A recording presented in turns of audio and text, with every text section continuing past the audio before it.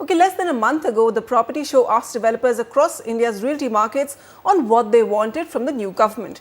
In Chennai, there was just one demand across the board: fewer environmental clearances. Here's Jude Sannett telling you why environmental impact assessment and coastal regulatory norms have played spoilsport in this market. It's another afternoon at the Palikarnai Marsh, a zone declared as reserve forest area in 2007.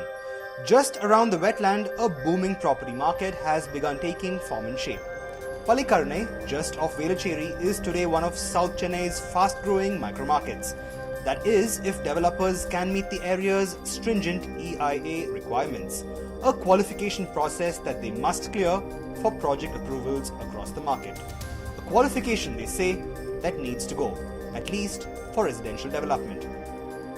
The EIA clearance for residential projects can be absolutely taken off unless they are in ecologically sensitive areas, like probably some CRZ zones, maybe in some other natural reserves and parks like that. Then it is essential, but not in metropolitan areas or where it are classified by the town planning departments for such purposes.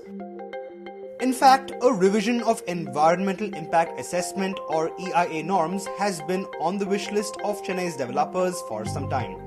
According to current requirements, a residential development can be approved only if factors like air quality, water quality and pollution control are taken into consideration. Developers, on the other hand, say the impact on the environment is near negligible in the case of residential development. They also say long approvals could result in execution delays, and that means higher prices. Given the magnitude of recent development, however, some environmentalists feel that EIA is something Chennai can't let go of just yet. It's important because we're no longer talking about residential complexes that are just 10 flats or 20 flats. We're talking about huge gated communities, and that means large expansive lands. And when we're talking of large expansive lands, we're talking about a diversity of habitats. It may include some wetland, it may include a patch of agriculture land or a forest. So EIAs have to be done, but the manner in which they have to be done needs to be drastically changed. And that's why one solution aims at keeping the clearance but doing away with the unnecessary red tape. And that's single window clearances and named approvals. An opinion that reflects the Environment Ministry's big announcement on World Environment Day just a week ago. An announcement that said that industry projects can be approved by default when no objections are raised. A project in Andhra costs 14,000.